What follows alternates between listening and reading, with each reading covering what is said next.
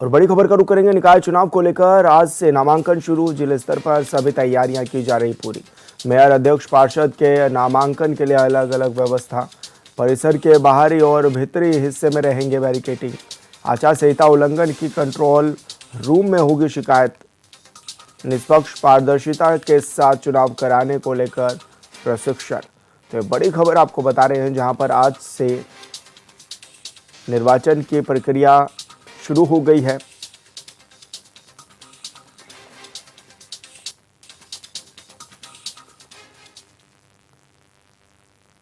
तो नगर निकाय चुनाव को लेकर प्रशासन भी अपनी पूरी तैयारियों में नजर आ रहा है। ज्यादा जानकारी ले लेते हैं, संवाददाता अरुण सैनी हमारे साथ लाइव जुड़ गए हैं। अरुण, क्या कुछ जानकारी मिल रही है, किस तरह की तैयारियां हैं? आज से नामांकन प्रक्रिया भी शुरू हो गई।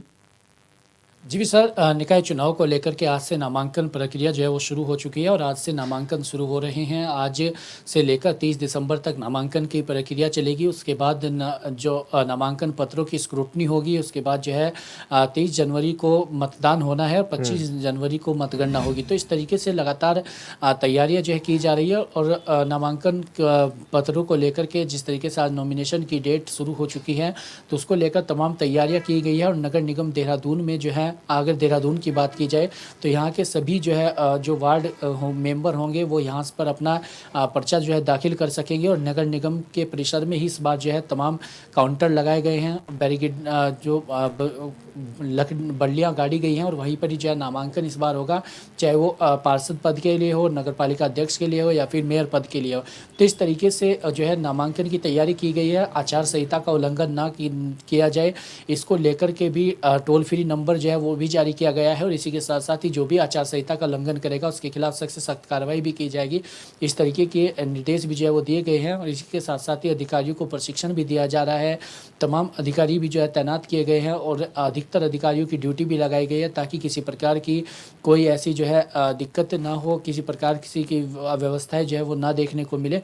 तो इस तरीके से तमाम तैयारियां चल रही है। वहीं अगर बात की जाए तो हालांकि अभी तक भारतीय जनता पार्टी हो, कांग्रेस हो या कोई भी दल हो, अपने प्रत्याशियों के पत्ते नहीं खोल पाया है और अभी किसी ने भी अपने जो है प्रत्याशी वो की घोषणा नहीं की है। तो ऐसे में क्योंकि इस बार ये देखा भी जा रहा है, क्योंकि इस बार भारतीय जनता पार्टी, कांग्रेस, सपा, बसपा, यूकेडी, ये चारों ही पांचों दल जो है वो अलग अलग चुनाव लड़ेंगे और इस बार जो है सभी अपने वार्डों में जो है मेंबर भी उतारेंगे। तो इसी के साथ ही देहरादून में जिस तरीके से 100 वार्ड है, तो ऐसे में माना जा रहा है कि वार्डों में करीब 500 से 600 प्रत्याशी जो है वो मैदान में उतरेंगे।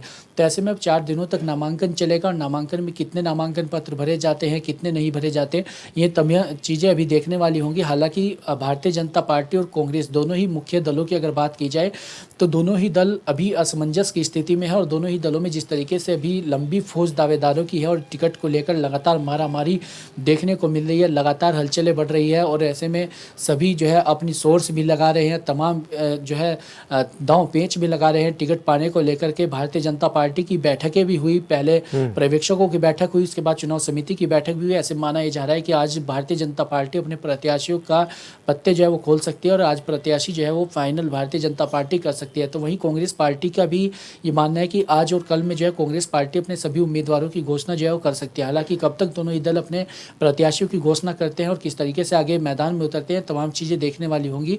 हालांकि चुनाव निर्वाचन आयोग की जो है पूरी तैयारियां हैं चुनाव को लेकर के और शांतिपूर्ण तरीके से और सही ढंग से चुनाव हो सके, इसको लेकर तमाम तैयारियां जो है वो की गई है। अरुण, इस बार बैलेट पेपर से भी इलेक्शन होने वाले हैं और ऐसे में तैयारियों की अगर बात की जाए तो प्रशासन के स्तर पर किस तरह की तैयारियां की गई हैं, किस तरह से कंट्रोलिंग रहेंगी और कहां पर अगर किसी को शिकायत करनी है तो किस जगह पर जाकर शिकायत भी दर्ज करा सकते हैं अपनी?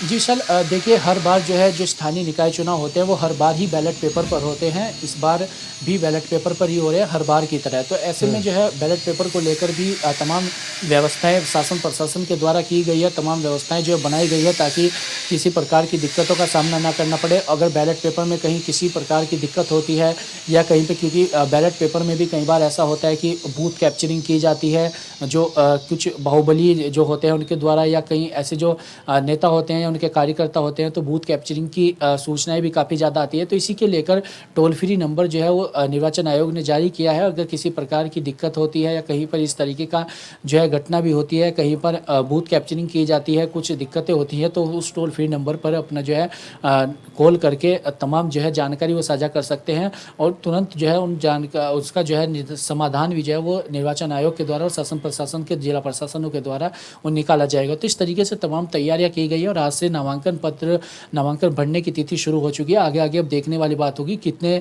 नामांकन भरे जाते हैं, कितने प्रत्याशी मैदान में उतरते हैं और कितने लोग जो है चुनाव लड़ने के लिए कितने दावेदार जो है अब होते हैं। अरुण, अगर राजनीतिक पार्टियों की बात की जाए तो किस तरह की तैयारियां देखने को मिल रही हैं, क्योंकि बैठकों का दौर तो लगातार जारी है, बीजेपी हो या फिर कांग्रेस हो, लेकिन ऐसे में अगर प्रत्याशियों की घोषणा की बात करें तो कब तक माना जा रहा है कि प्रत्याशियों की घोषणा हो जाएगी? ने बताया प्रत्याशी घोषणा को लेकर भारतीय जनता पार्टी या फिर कांग्रेस दोनों ही दल असमंजस की स्थिति में है और दोनों ही दलों में दावेदारों की लंबी फौज है।